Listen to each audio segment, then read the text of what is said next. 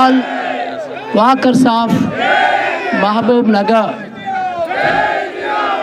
మనము ప్రజాస్వామ్యంలో ఉన్నాము. వాక్ స్వాతంత్రము ఉంటుంది అనే విషయము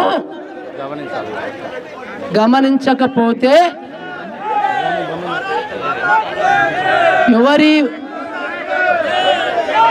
ఎవరి భావజాలాలు వారు చెప్పుకోకపోతే ఇది ప్రజాస్వామ్యం కాదు. ఇంత అసహనము అవసరము లేదు.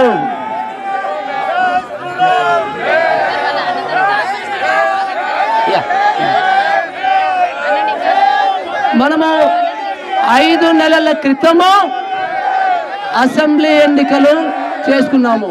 జై రాజ్యాంగం, జై రాజ్యాంగం, జై రాజ్యాంగం, జై ప్రజాస్వామ్యం, జై ప్రజాస్వామ్యం, జై భీమ్, జై భీమ్, జై రాజ్యాంగం, జై భారత్, జై తెలంగాణ.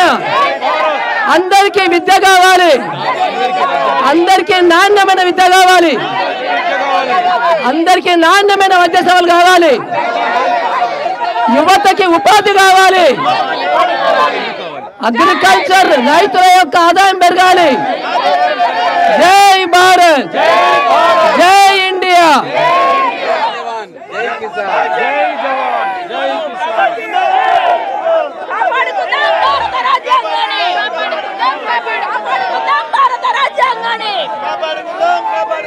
కాపాడుకుందాం, కాపాడుకుందాం రాజ్యాంగాన్ని, కాపాడుకుందాం, కాపాడుకుందాం, కాపాడుకుందాం, కాపాడుకుందాం, కాపాడుకుందాం. జై భారత్, జై ఇండియా, జై తెలంగాణ. అందరికీ నాణ్యమైన విద్య కావాలి, కావాలి, అందరికీ నాణ్యమైన ఆరోగ్య సేవలు కావాలి, కావాలి.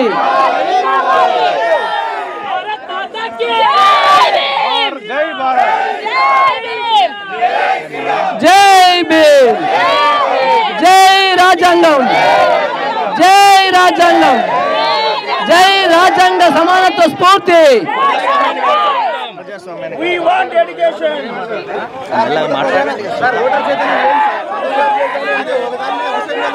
ఇక్కడ మాకు ప్రజాస్వామ్యము రాజ్యాంగం ఇచ్చిన హక్కు ఉంది. గత 10 సంవత్సరాలు పరిపాలన చేసినటువంటి మోడీ గారు చేసినవి, చేయాల్సినవి, చెయ్యలేనివి చెప్పే అవకాశము, చెప్పే హక్కు మాకు ఉంది. ఈ ఎన్నికలు పార్లమెంటుకు సంబంధించిన ఎన్నికలు, ఈ పార్లమెంటుకు సంబంధించిన ఎన్నికలు కేంద్ర ప్రభుత్వానికి సంబంధించిన ఎన్నికలు. కేంద్ర ప్రభుత్వము గత 10 సంవత్సరాలు పరిపాలిస్తున్నటువంటి మోడీ గారి పరిపాలనకు సంబంధించి మాట్లాడే హక్కులు ఉన్నాయి. మోడీ గారు ఏం చేశారు, ఏం చేయలేదు, ఏం చేసి ఉండాల్సింది అనే విషయాలు మాట్లాడే హక్కు మనకున్నది. మీకు ఎందుకు కోపాలు వస్తున్నవి? ఎందుకంటే మీకు ప్రజాస్వామ్యం మీద గౌరవం లేదు, మీకు రాజ్యాంగం మీద గౌరవం లేదు, మీకు డెమోక్రసీ మీద నమ్మకం లేదు. కాబట్టి ఈ రోజు అడ్డుకోవడానికి ప్రయత్నం చేస్తున్నారు. తెలంగాణ ప్రజలందరికీ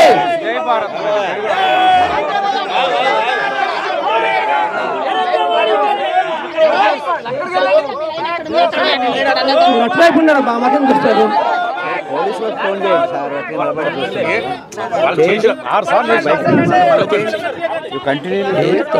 గతంలో సంబంధించింది బీఆర్ఎస్ మీద మాట్లాడాము ప్రజలు. ఒక్కసారి వినండి. గతంలో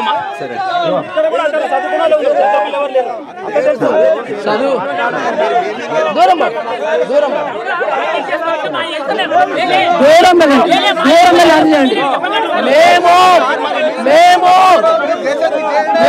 ప్రభుత్వాలు ఏం చేస్తాయి, ప్రభుత్వాలు ఏం చేస్తాయి, ప్రభుత్వాలు ఏం చేయటం లేదు అనే మాట్లాడే హక్కు మాకు ఉంది. మీది మీరు చెప్పుకోండి.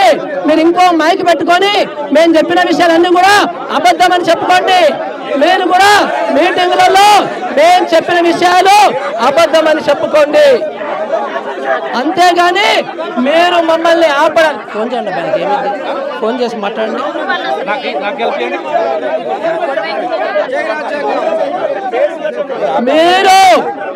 మేము మాట్లాడిన విషయాలు నిజాలా కాదా అనే విషయాలు అబద్ధమని ఖండించండి. మీరు కూడా ఇంకొక మైక్ తెచ్చుకొని మీరు కూడా ఇక్కడే మీటింగ్ పెట్టుకోండి. అంతేగాని అప్రజాస్వామికంగా అన్డెమోక్రటిక్ గా ఈ రకంగా ఆపడము కరెక్ట్ కాదు. ఈ దేశంలో ఆర్గ్యూ చేయకండి. ఎవరు కూడా దయచేసి మన వైపు నుంచి ఆర్గ్యూ చేయకండి. వాళ్ళు అడగని వాడిని పర్లేదు, మన వైపు నుంచి ఆర్గ్యూ చేయకండి. ప్రభుత్వాలు ఏం చేయాలండి? ప్రభుత్వాలు చేసిన పనులేంటండి? ప్రభుత్వాలు ఏం చేయాలండి? బెదిరింపులు, నా రాంగ్ నెరేటివ్స్, తప్పుడు కథనాలు ప్రచారం కాదు గవర్నమెంట్ చేయాల్సింది.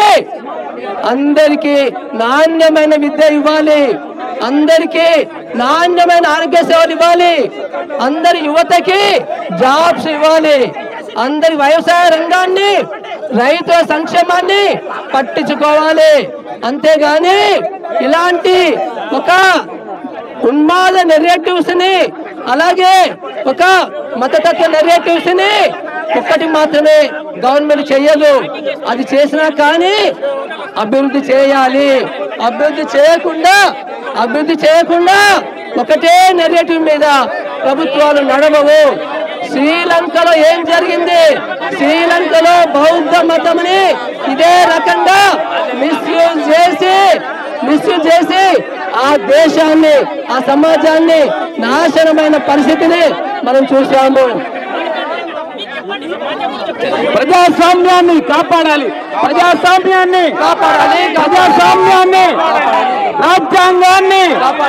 రాజ్యాంగాన్ని అందరికీ నాణ్యమైన వైద్యం, అందరికీ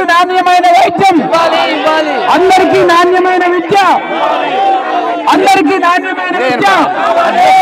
అందరికీ ఉండడానికి ఇల్లు, వాక్ స్వాతంత్రాన్ని, రాజ్యాంగాన్ని, రక్షించుకున్న రాజ్యాంగాన్ని, ప్రజాస్వామ్యాన్ని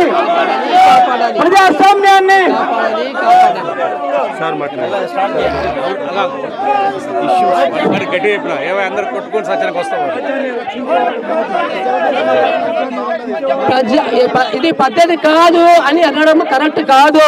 ప్రజాస్వామ్యంలో ప్రభుత్వాలు, అధికారంలో ఉన్న ప్రభుత్వాలు ఏం చేశాయి, ఏం చెయ్యలేదు, ఏం చేసి ఉండాల్సింది అనే విషయాలు మాట్లాడుకునే హక్కు రాజ్యాంగం అందరికీ ఇచ్చింది.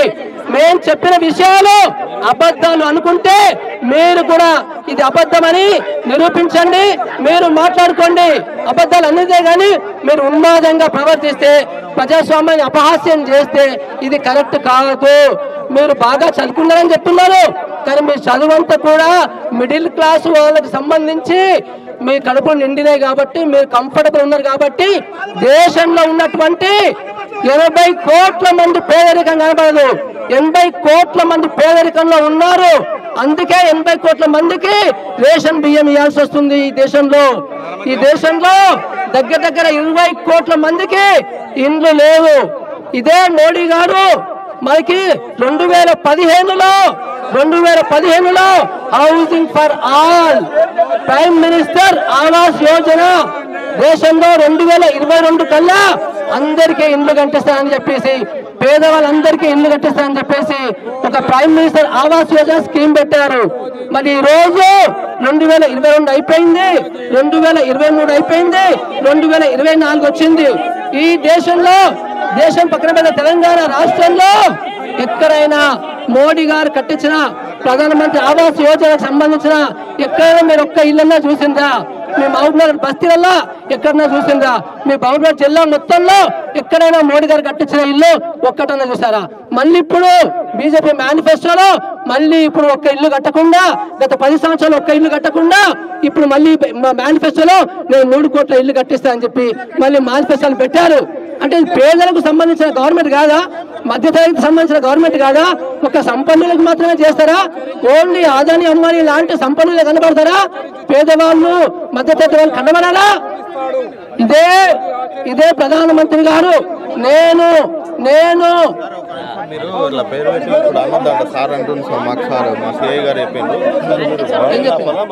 ఏం చెప్పిండు? మేము మాట్లాడుకునే హక్కు లేదా? మాట్లాడుకునే హక్కు లేదా?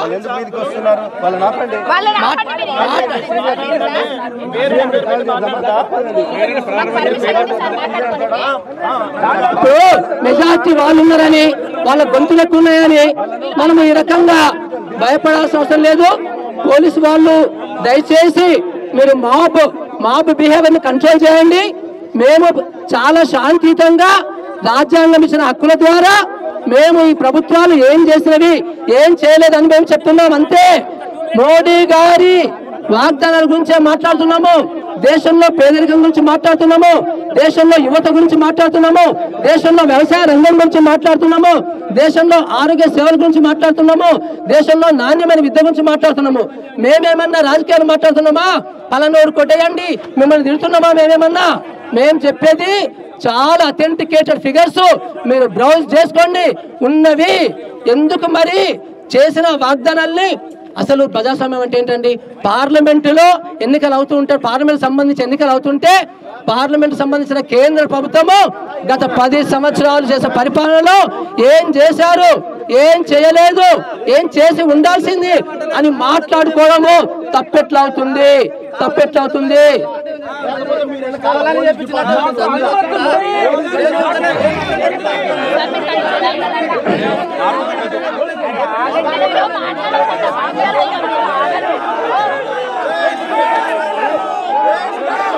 జై రాజ్యాంగం, జై రాజ్యాంగం, జై ప్రజాస్వామ్యం, జై ప్రజాస్వామ్యం.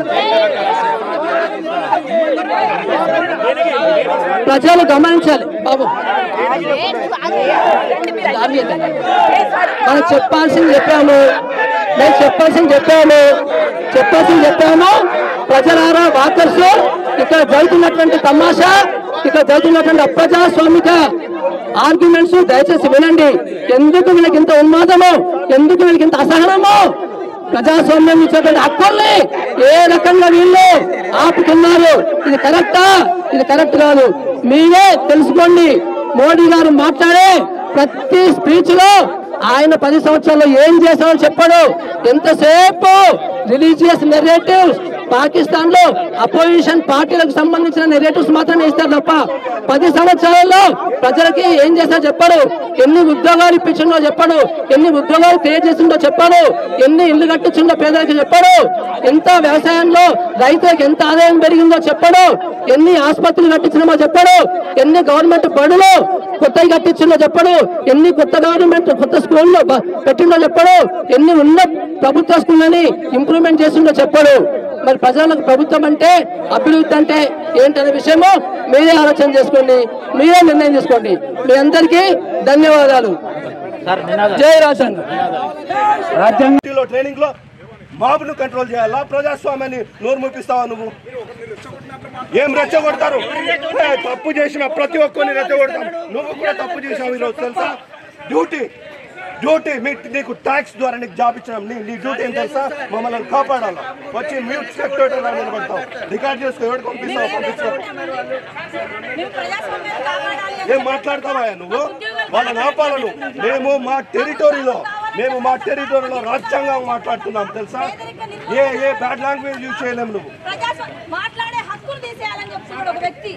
ఇప్పుడు స్వతంత్రంగా ఆయన ఉందా రైట్? మేడం రమ్మంటారు. జై రాజ్యాంగం, మేడం రండి.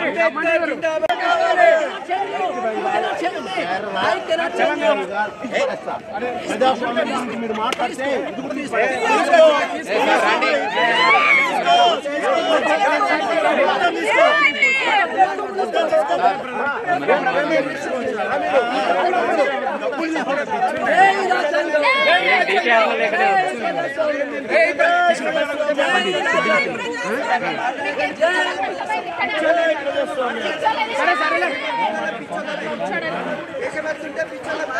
మీకు దేశభక్తి కాదురా అది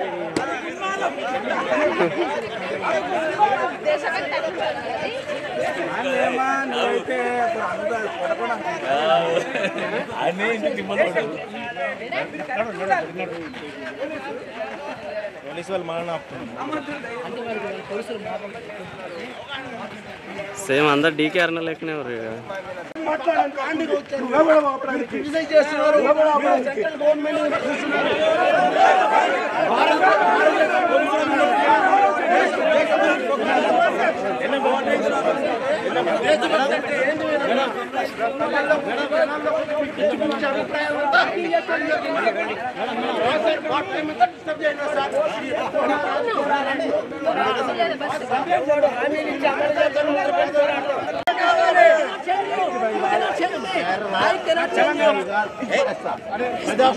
మీరు మాట్లాడితే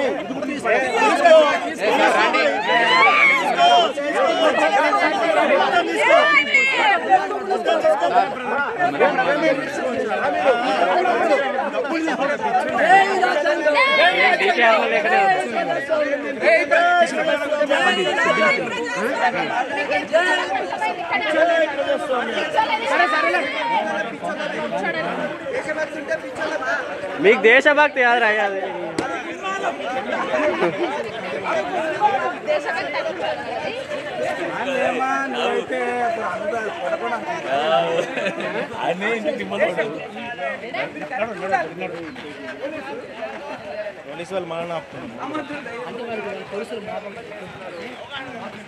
సేమ్ అందరు డీకేఆర్ లెక్కనే